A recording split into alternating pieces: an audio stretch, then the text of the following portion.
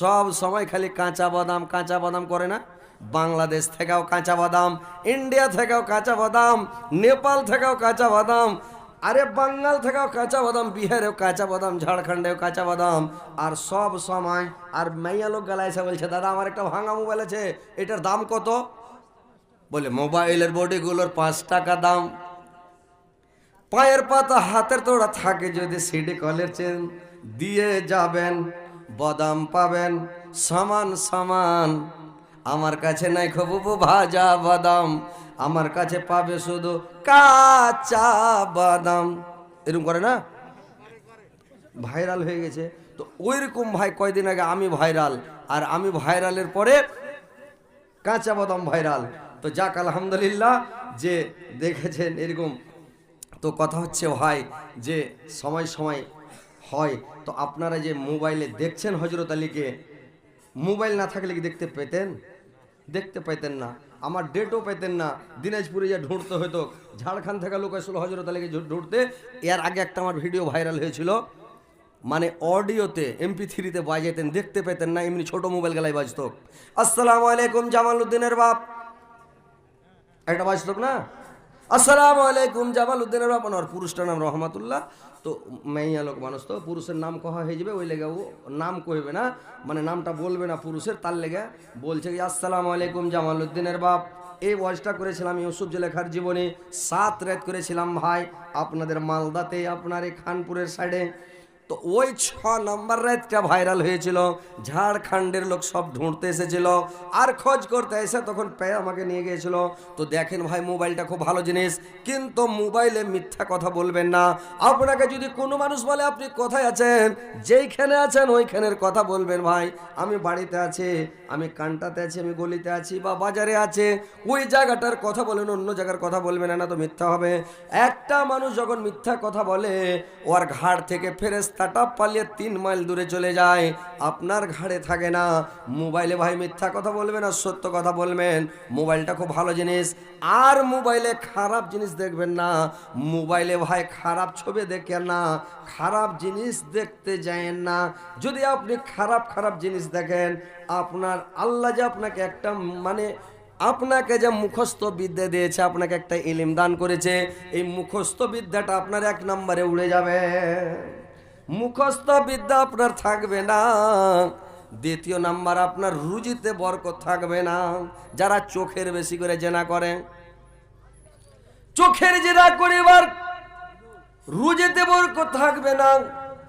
আর যারা বেশি জেনা করে, ও কোনোদিন মানুষের কাছে সম্মানী হতে পারবে না, ও কোনো রাজত্ব পাবে না, জিন্দগিতে গ্রামের মোড়ল হতে পাবে না, জিন্দগিতে গ্রামের সর্দার হতে পাবে না, জিন্দগিতে মিম্বারে দাঁড়িয়ে ভোট পাবে না। ভাই ওই লোকটা যারা জেনা করে, জেনাকারী কোনোদিন সম্মান পাবে না।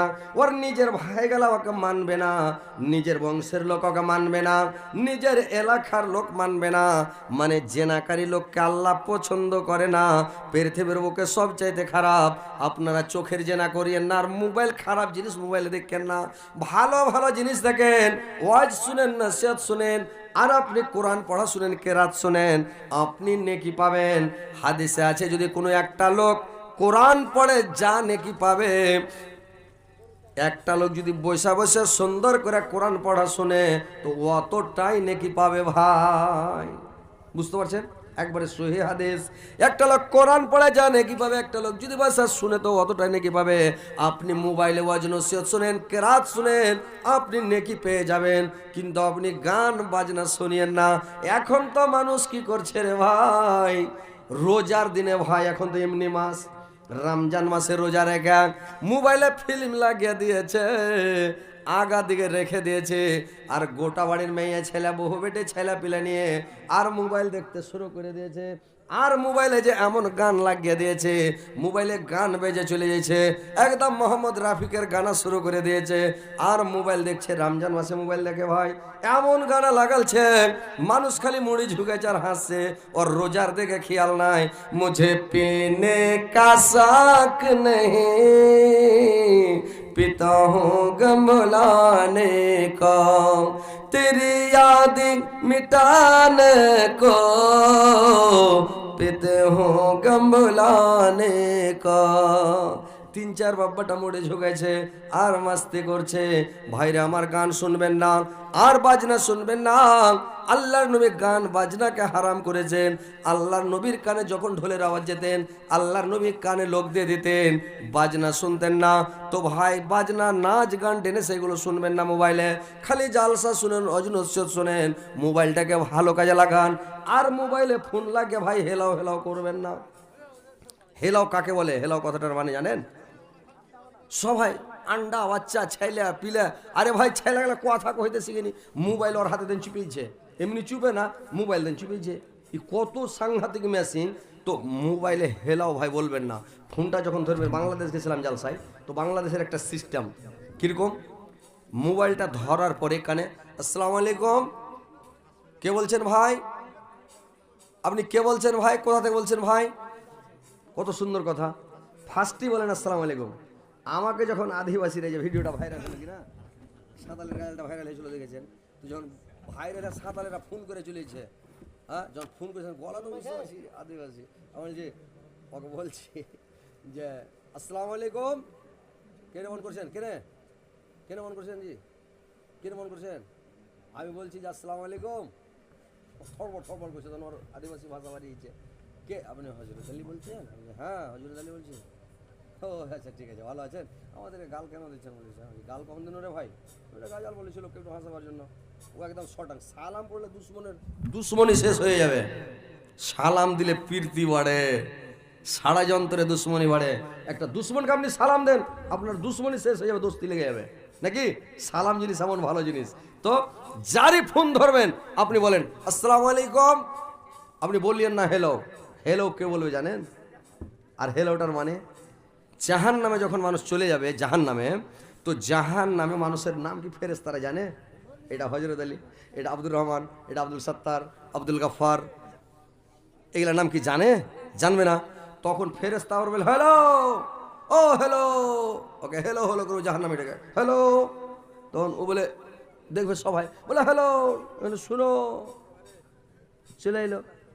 তো ওই জন্য জাহান নামে রেখে হ্যালো বলা হবে। তা আপনারা মোবাইলে ধরে মাকে কইছেন হ্যালো, মা আপনার জাহান নামে। বাপকে হ্যাঁ হ্যালো হ্যালো, 14 বার হ্যালো হ্যালো করছে, কথা বুঝতে পারে না। কি হলো রে ভাই? লাইট জ্বালেন।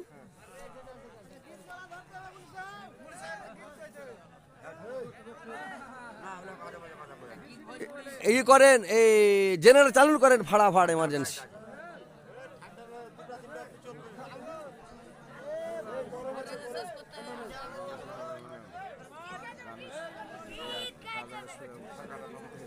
না টানবো, শুরু করছি। হ্যাঁ টেনে লিখে থামেন। ওয়ালাইকুম সালাম, ভালো আছেন?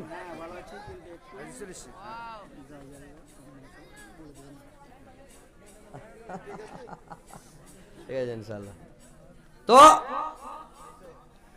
আপনারা দাঁড়িয়ে কেন আছেন ভাই? একটু বসেন, বসলে ভালো হয় ভাই। আর আপনারা এই যুবক মানুষ বসো না যে ভাই, তোমরা মোবাইলে দেখছো, এখন ডাইরেক্ট দেখতে পাচ্ছ চামড়ার চোখে, তখন মোবাইলে কাঁচে দেখছো নাকি? এখন ডাইরেক্ট দেখছো, বসো দেখে এলাও হজরত আলী কিরকম, কতখানি উঁচা কতখানি মোটা, কিরকম তাগড়া ভাই, শুকিয়ে গেছে ভাই, ওজন টোজন সব কমে গেছে, বুঝতে পারছেন? আসসালামু আলাইকুম। আপনারা একটু ওইদিকে রাস্তা লাগবে, একটু সাইডে বসে, ঠান্ডা দিনে যত সাইডে বসবেন তো একটু তখন গরম ধরবে। একটু বর্তমান ফাঁকা আছে, একটু আগাছেন জায়গার ভিতরে সামান দাঁড়িয়ে গেলে ওস্তাদি গেলে তোমরা কেন দাঁড়িয়ে? পরের বাড়ি খাইছে তাও দেখতে পারো না, ওই রাস্তায় দাঁড়িয়ে আসো, ভিতরে সামান সব রাস্তায় কেন দাঁড়িয়ে আছো? আর একটা প্রধান বক্তা আছে আমার হাওড়া কলকাতা, উনি তো বক্তা দেখেননি, এটা তো বক্তা আমাদের হযরত আলী সাহেব, উনি বক্তা দেখবেন, যে বক্তা দেখলে আপনার প্যান্ডেল থেকে উঠবেন না। আরে বাপরে, তার মানে হজরত আলীকে মোবাইলে দেখছেন আর ওকে ডাইরেক্ট দেখবেন, মোবাইলে ওকে দেখতে পাওয়া যায় না। আর ও একেবারে গব্বর সিং আছে রে ভাই, বুঝতে পারছেন? এত মোটা তাগড়া কলকাতার মানুষ, কি যে খাইছে রে ভাই। হ্যাঁ হ্যাঁ, একেবারে এই হয়ে আছে।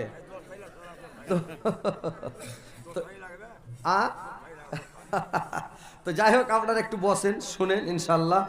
আপনাদেরকে আমি দেখেন ভাই, যেটা আসল উদ্দেশ্য, মানুষ কয়ে যে রোজা করা যেমন তেমন দুধ ফুটির আশা নাকি। তো আপনারা জানেন যে জালসা করার উদ্দেশ্যটা, আপনারা জানেন যে কিসের উদ্দেশ্যে জালসাটা করা হয়েছে। তো ইনশাআল্লাহ একটু আমি ওইদিকে যাব, তো আপনাদেরকে একটু দু চারটা কথা গালা বলি। এরা হাঁসরের মাঠের মতন পাগলা হয়েছে, মোটর সাইকেলে চড়ে দেখতে লেগেছে। মোটর সাইকেল খাড়া করে বসে না যে ভাই শুনো না দু চারটা কথা, কোরআন হাদিসের কথা শুনে ইমানটাকে তাজা করার চেষ্টা করো। হ্যাঁ, তো কথা হচ্ছে ভাই যে মোবাইলটাকে ভালো কাজে লাগান, ভালো কথা বলেন, সত্য কথা বলেন, সৎ উপদেশ দেন। আল্লাহ মুখটা আপনাকে দান করেছে ভালো কথা বলার জন্য, আপনাকে চোখ দিয়েছে ভালো জিনিস দেখার জন্য, কান দিয়েছে ভালো জিনিস শোনার জন্য। আপনি এইভাবে জিনিসগুলোকে কাজে লাগান, আল্লাহকে ডাকেন। আল্লাহ আমাদেরকে পাঠিয়েছেন, যদি একটু এদিক ওদিক করেন তো আল্লাহ কিয়ামতের দিন ছাড়বে না। আর আল্লাহ বলছেন যে ফা ইয়াউমাইজিন লা ইয়াসআলু আন জামবিহি ইনসান ওয়ালা জান, আমি জিন আর ইনসানকে, এই দুটা সম্প্রদায়কে যে আমি প্রশ্ন করব। মানে এই জায়গাতে বলছে সূরা রহমানের মধ্যে যে আমি কোনো প্রশ্নই করব না। আবার অন্য জায়গাতে আল্লাহ বলছেন যে না, আমি প্রশ্ন করব। এখানে বলছেন প্রশ্ন করব না, চিহ্ন দ্বারাই চিহ্না যাবে ওদেরকে যে এরা অপরাধী, গুনাহগার, পাপিষ্টি। আর অন্য জায়গাতে আল্লাহ কোরআনে আবার অন্য সূরাতে জায়গায়, অন্য এতে জায়গায় বলছেন যে ফাওয়া রব্বিকা লা নাসআলান্নাহুম আজমাইন, আমি ওদেরকে অবশ্যই অবশ্যই জিজ্ঞাসা করব, আমি আল্লাহ। আম্মা কানু ইয়ামালুন, আমি তাদেরকে জিজ্ঞাসা করব তাদের আমল সম্পর্কে।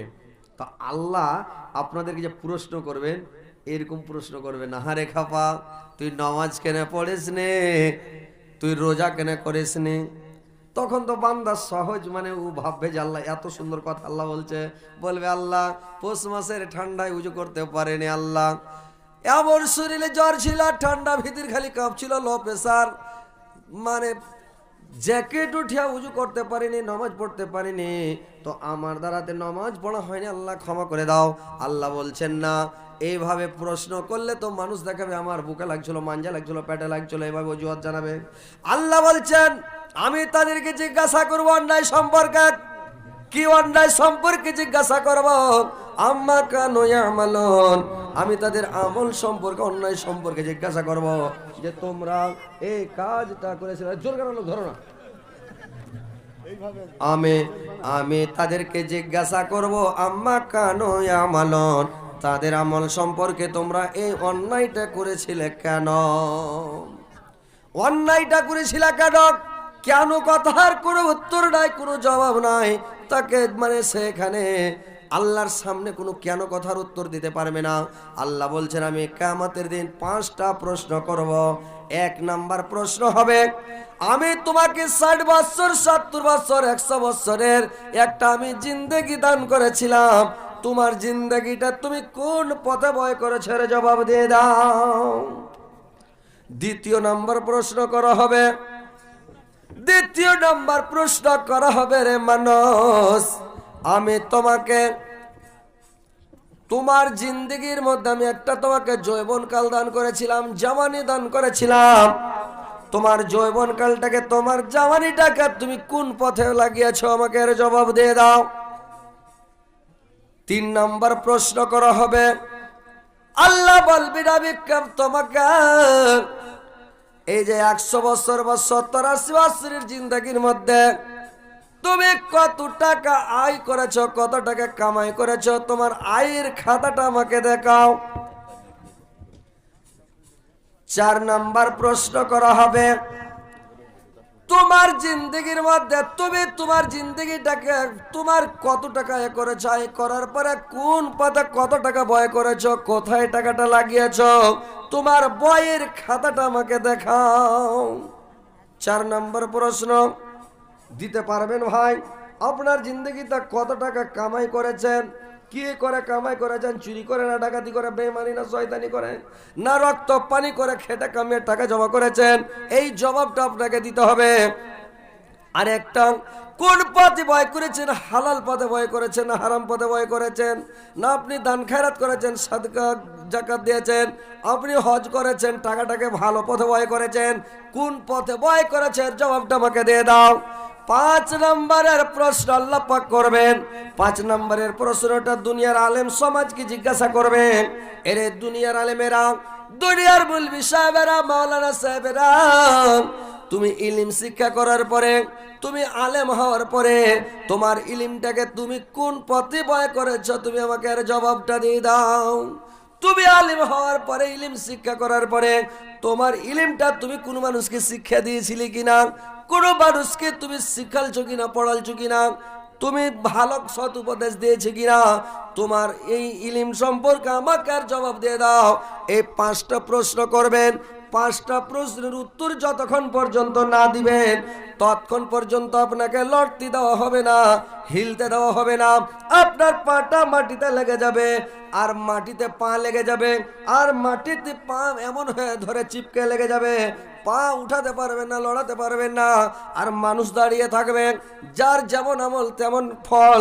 কারোর এক হেঁটা হবে নিজের পসিনা, নিজের ঘামে, পাড়ে খালি গড় গড় গড় গড় করে উতলি বেড়ে ভাই। কারোর হাঁটু পর্যন্ত, কোমর পর্যন্ত, বুক পর্যন্ত, লাস্টে মানে মুখে লাগাম দিয়ে দিবে এতখানি পর্যন্ত পানি, পসিনায় পসিনা হয়ে থাকবে, আর গরম টাকবাগা পানির ওপরে দাঁড়িয়ে থাকবে। এই 5টা প্রশ্নের উত্তর দিতে হবে। আপনি বলবেন, পৃথিবীতে বলছেন এখানে আমার, ওখানে আমার, বেটা আমার, বেটি আমার, বউ আমার, বাড়ি আমার, গাড়ি আমার, জায়গা জমি আমার, সাই সম্পত্তি আমার, এটা আমার, ওটা আমার, খালি সব আমার আমার। আপনার বলতে কোনো জিনিস আছে ভাই বলুন তো? আমার কোনটা জিনিস? আমার বলতে কোনো জিনিস আছে? এখনই যদি আপনি পড়ে যান, আপনার বাড়ি আপনার নয়, আপনার গাড়িটা আপনার নয়, আপনার ঘড়িটাও আপনার নয়, আপনি অন্যজন ব্যবহার করবেন। আপনার জ্যাকেট আপনার নয়, অন্যজন ব্যবহার করবেন। সুন্দরী যদি বাড়িতে বউ থাকে, আপনার স্ত্রী থাকে, আপনার স্ত্রীটাও আপনার নয়, বলতে পারবেন না এটা আমার স্ত্রী। লোক বলে এটা কে? বলে এটা আমার স্ত্রী। ওটাও আপনার স্ত্রী নয়। ওই স্ত্রীটা অন্যজনের সঙ্গে চলে যাবে, অন্যজন বিয়ে করবে, অন্যজন ব্যবহার করবে, আপনার স্ত্রী নয়। আপনার কোনো জিনিস বলতে আপনার নয়। আপনি যে খাবারটা খেয়েছেন, এই যে এখন খাবারটা খেয়ে আসলেন মাংস দিয়ে ভাত, এই খাবারটাও আপনার নয়। আল্লাহ বলছেন আমি যদি ইচ্ছা করে ওর বদহজম করে দিয়ে, উল্টি করে দিয়ে, গড় হজমি করে দিয়াম, মুখ দিয়ে উল্টি করে বের করে দিব, আর ওটাকে আমি পিছন দিক দিয়ে হজম হয়ে বের হতে দিব না। যে জিনিসটা হজম হয়ে বের হয়ে গেল ওটা আপনার। আল্লাহ বলছেন খেয়েছে ওটাও আমার, ইচ্ছা করলে আমি তার উল্টি করে বের করে দিব। আপনার কোনটা? যে টাকাটা মসজিদে দান করে দিয়েছেন ওই টাকাটা আপনার, মাদ্রাসাতে দান করবেন ওই টাকাটা আপনার, ফকির মিসকিনকে, গরিব দুঃখীকে, ইয়াতিমকে দান করবেন ওই টাকাটা আপনার। আর যে টাকাটা আপনার ব্যাংক ব্যালেন্স আছে বলবেন এটা টাকা আমার, ওই টাকা আপনার নয়।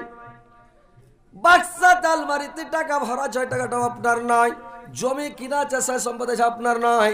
আমার আমার আমার আমার করে মানুষ, আমার বলতে কোনো জিনিস নাই রে ভাই, সব আপনার বেকার। তো আপনি এক কাজ করেন, রাখেন, ছেড়ে দিছি তো, তার মানে আপনাকে করতে হবে কি? আমার বলতে কোনো জিনিস নাই। তো আপনি যে জিনিসটা দান করবেন ওই জিনিসটা আমার, ওই জিনিসটা আপনার। তো ভাই আপনার একটা কাজ করেন, এটা মসজিদের উন্নতি করবে জালসা নাকি? তো আপনারা এই মসজিদের জন্য আমার আমার করে সব দুনিয়াতে মানে জমিয়ে রাখবেন, সবকে মজুদ করে রাখবেন, এটা আমার, ওটা আমার। কিন্তু আপনি যেদিন মরে যাবেন, আপনার বেটারা দান করবে না, ব্যাংকের টাকা যাবে, মৃত্যু সার্টিফিকেট দিয়ে টাকা উঠিয়ে বেটারা মাস্তি করবে, টাকা নিয়ে খাবে, খুরুটি করবে। জমি আছে সব দৌড়ে নিয়ে ভাগ করে সব মাস্তি করবে, আপনার জন্য 10টাও টাকা দিবে না। আপনি মনে করিয়েন না বেটারা দান করবে, নিজের হাতে দান করে যান, নিজে যা দিবেন দিয়ে যান, পরের আশা করেন। আরে করবে করবে, যদি ওর মনে যায় করবে, না মনে যায় না করবে। কিন্তু আপনি নিজের রাস্তাটা ঠিক করেন, নিজে দান খায়রাত করে, নিজে তসবিহ জিকির করে, নিজে আল্লাহর ওয়াস্তে দান করে যান। তো আসেন ভাই, আমি এখানে দেখতে চাই যে আপনারা আল্লাহকে কত ভালোবাসেন। কিয়ামতের দিনের আযাব শাস্তি থেকে কে বাঁচতে চান? জাহান্নামের আযাব শাস্তি থেকে কে বাঁচতে চান? আর জান্নাতে কে যেতে চান? আমি এখানে দেখতে চাই আপনাদের যে ভাই আসেন আপনারা এসে আমার হাতে কিছু টাকা দিয়ে যান, আমি বলবো না আপনি 10,000 20,000 দেন, 5,000 দেন, 2,000 4,000 দেন। আপনারা আসেন, আমার হাতে বক্তা চলে এসে বসে আছে, আপনারা যা দিবেন যদি বলেন হযরত আলীর হাতে দিব, ইনশাআল্লাহ আমি দোয়া করে দেব, আর দোয়া আল্লাহর দরবারে কবুল হবে ইনশাআল্লাহ। অনেক লোক আছেন, আমার দোয়া যদি কবুল হয়, আমার অনেক ভাই আছেন, এই ভাইদের দোয়াটা কবুল হতে পারে, হবে ইনশাআল্লাহ কবুল হবে। তো আপনারা আসেন আর একটু দিয়ে যান, মা বোনেরা আপনারাও একটু দান টানগুলোকে দিয়ে পাঠাবেন, আর ভাইরা বাবজিরা আপনারা একটু দান টানগুলো দেন, ইনশাআল্লাহ আমি প্রাণ খুলে দোয়া করে দেবো। আর ইনশাআল্লাহ একটু সজাগ হন, নামাজ রোজা করেন। একজন ভাই আমার 500 টাকা দিয়ে গেল আল্লাহ, আর একজন ভাই আমার 100 টাকা দিয়েছে, আর একজন ভাই আমার 100 টাকা দিয়ে গেল আল্লাহ। আল্লাহ তুমি তাদের দানকে সতেরা গ্রহণ করো, আল্লাহ মনের দোষ পূরণ করো, দীর্ঘ জীবন বাঁচা রাখো, সুখে শান্তিতে রাখো, ইমান আমানের সহিত রাখো, মরার পরে সুখ স্থান দিও, কিয়ামতের পরে জান্নাত নসিব করিও মাওলা। আসেন ভাই, একটু তাড়াতাড়ি করে দিয়ে যান ভাই, দেরি করবেন না, ফাটাফাট দিয়ে যাবেন। দেখেন দুনিয়াতে কিছুই কাজ দেবে না ভাই, যেটা জমা করবেন এটা আপনার অ্যাকাউন্টে জমা হবে, এটা আপনার পার্সোনাল অ্যাকাউন্ট, এটা পরকালের জন্য আপনি জোগাড় করেন। আর একজন ভাই আমার 100 টাকা, 3 ব্যাগ সিমেন্ট, কি নাম ভাই? হাজি ভাই, ও ভাই আক্তারুল ভাই 3 ব্যাগ দিয়েছেন 2 জোড়া করে, আরেকটা দিয়ে 4টা করে দেন। নারে তাকবীর! আক্তারুল ভাই 4 বস্তা সিমেন্ট, আলহামদুলিল্লাহ 4 বস্তা করেন তো, মাওলানা লেখেন আক্তারুল ভাই 4 বস্তা সিমেন্ট। এই দেখেন আপনারা দেখেছিলেন। আর একজন ভাই আমার 150 টাকা দিয়ে গেল আল্লাহ, আর একজন ভাই আমার 200 টাকা দিয়ে গেল আল্লাহ, 2 লক্ষ 2 কোটি বলে গ্রহণ করা আল্লাহ। আর একজন ভাই আমার 300 টাকা একটা ছোট ছেলে দিয়ে চাললাম, 3 লক্ষ 3 কোটি বলে গ্রহণ করা আল্লাহ। আর একজন ভাই আমার 100 টাকা দিয়ে চাললাম।